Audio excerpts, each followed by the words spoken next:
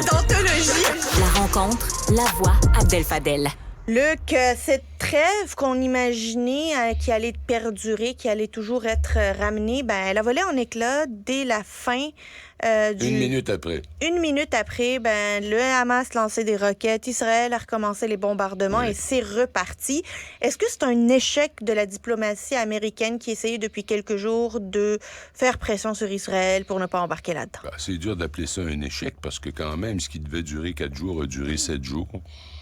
Et il n'y a rien qui nous dit qu'ils vont pas à nouveau trouver une façon d'arrêter la guerre parce qu'à l'heure actuelle, Israël a lancé au moins 200 attaques par la voie des airs. Ouais.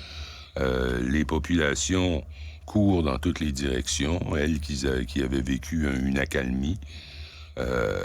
Les tractations se poursuivent, 24 heures par jour, impliquant essentiellement les États-Unis, l'Égypte, le Qatar et Israël.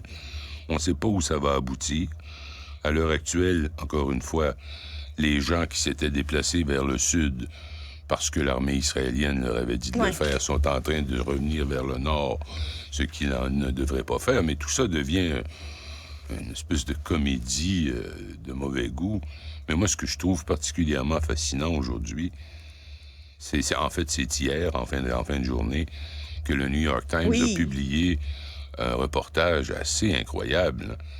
Le plan de bataille qui a été exécuté le 7 octobre et que les experts militaires du monde entier ont qualifié de hautement sophistiqué et très réussi dans le contexte de ce que voulait le Hamas, eh bien, et tout le monde se posait la question, comment ça se fait que les services de renseignement israéliens, qui sont supposés être les meilleurs au monde, n'ont pas entendu parler de ça? Là, on apprend que non seulement ils n'avaient entendu parler, mais un an avant l'attaque, il y avait le plan. Il y avait le plan au complet, 40 pages, et il paraît que si tu regardes ce qui est arrivé, le 7 octobre, exactement ça, l'utilisation des drones et des deltaplanes, et enfin, comment neutraliser les mitraillettes qui étaient contrôlées à distance, comment couper les communications. Ils avaient tout. Et non seulement ça, mais un analyste des services de renseignement israéliens, le Mossad, leur disait, écoutez, c'est très, très sérieux, là. Je pense qu'il faut absolument agir. Et là, il y a un colonel plus haut placé dans la hiérarchie qui a dit, non. C'est rien. Ils rêvent. Non, ils rêvent. Ils rêvent à une attaque comme celle-là, mais ils ont ni l'équipement, ni l'entraînement, ni la capacité de mener une attaque comme celle-là. Puis, le rapport s'est retrouvé à accumuler de la poussière quelque part dans un bureau du Mossad. Mais l'été dernier, ils étaient en train de se pratiquer, là. Ils se pratiquaient presque en avant de la fameuse clôture qui sépare la Gaza du territoire d'Israël. C'est très, très difficile de ça, décoder politiquement, ça. c'est coûteux, ça, pour Benjamin Netanyahou. Il a l'air d'un con, mais évidemment, il s'est tourné de bord puis il a dit c'est de leur faute à eux qui me l'ont pas dit. Et là, je sais pas qui croire. C'est vrai que Netanyahou est connu pour être un fiefé menteur, hein? Mais il dit qu'il savait pas. Il dit que ça n'a jamais été amené à... Mais c'est normal que ce genre d'histoire comme ça, tout ne remonte pas aussi au premier ministre non plus. Effectivement, c'est vrai. Alors, c'est pour ça que je dis, normalement, je dirais Netanyahou le dit, ça doit être faux. Mais ici, on dirait que c'est vrai. On dirait qu'ils, je sais pas quoi, ils ont bâti cette barrière quasi infranchissable entre le territoire d'Israël et le territoire de Gaza. Ils ont dépensé des fortunes colossales pour mettre de l'équipement de super haute technologie tout autour de ça. Ils ont fait de cette zone de sécurité une des plus importantes d'Israël. Et ils reçoivent un plan comme celui-là, puis ils disent non. Le plan, d'ailleurs, avait un titre. C'est le mur de Jéricho. Jéricho, le plus vieux village habité au monde. Alors, j'étais assez estomaqué quand j'ai lu ça ce matin. C'est quand même assez renversant. Mais pour toute personne qui est partie en Israël, il y a la fierté de ce qu'ils appellent le IDF, le Israeli Defense Forces, oui. qui est l'armée israélienne, qui est sale. Sale, oui. Tsahal, il y a une fierté. Là. Tu sais, ça, c'est comme... Ils sont fiers de leur armée. Là, Oui. puis Tout le monde a le service militaire, y inclut les femmes. tout le monde a le service militaire obligatoire, incluant les femmes. Tu peux même acheter des chandails, des matériels promotionnels aux couleurs de Tsahal. Est-ce que tu penses que ce manquement allégué dans le renseignement militaire pourrait nuire à cette fierté de Tsahal? Moi, je pense que celui qui va récolter toutes les claques, ça va être Netanyahou.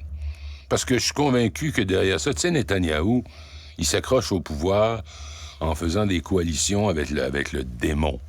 Hein, l'extrême droite de l'extrême droite.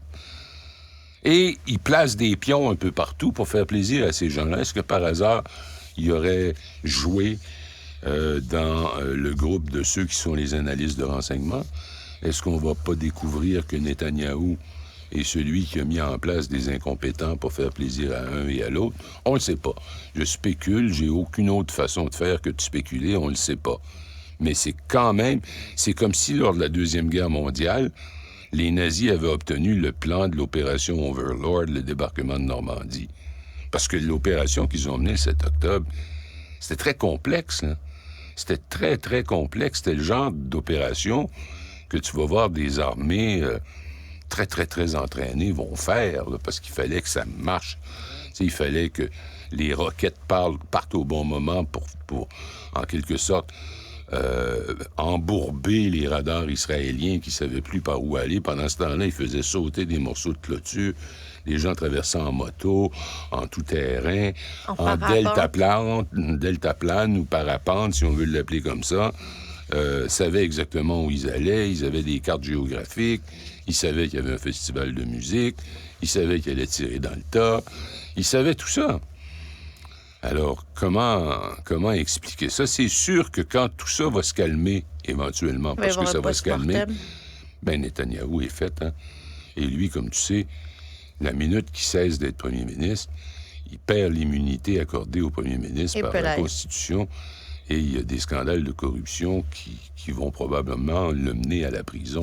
Et là, c'est mort pour lui, cette réforme de la justice qu'il a essayé de faire juste avant le 7 octobre. Là. Ben, en fait, oui, puis ça a contribué à polariser davantage la population. Ceux que ça intéresse, là, qui veulent en savoir davantage et pour qui l'anglais est une langue avec laquelle ils se sentent confortables, allez voir Haaretz, H-A-A-R-E-T-Z. C'est un des 3 grands quotidiens israéliens. Mais c'en est un qui se positionne... Un peu plus à gauche, un peu plus progressiste. Ben, beaucoup plus progressiste. Par rapport à la société israélienne. Haaretz, qui est un journal juif israélien, oui. condamne les politiques de Benjamin Netanyahou. Oui, et par exemple, cette nationalité à plusieurs niveaux, là, cette citoyenneté que quand t'es palestinien, t'as pas les mêmes droits que les autres. Un Palestinien n'a pas le droit de s'acheter un lopin de terre pour se construire une maison, peut pas posséder de sol parce que le sol appartient à l'État israélien. Arrête, va de décomposer ça. J'adore le lire parce que ça vient de juifs, donc... Ils sont pas en train de faire de l'antisémitisme. Ils sont en train de donner un point de vue. Oui, c'est pas animé par un sentiment d'antisémitisme Absolument ou de pas, haine c'est le contraire. juif, c'est ceux qui disent « Arrêtez de faire des conneries, puis on va peut-être vivre en paix. » Et ceux-là, c'est le temps qu'on commence à les entendre, mais je pense qu'on commence à les entendre de plus en plus, et c'est un très bon signe. Luc Lavoie, toujours un plaisir de te parler, mon ami. Merci. Au revoir.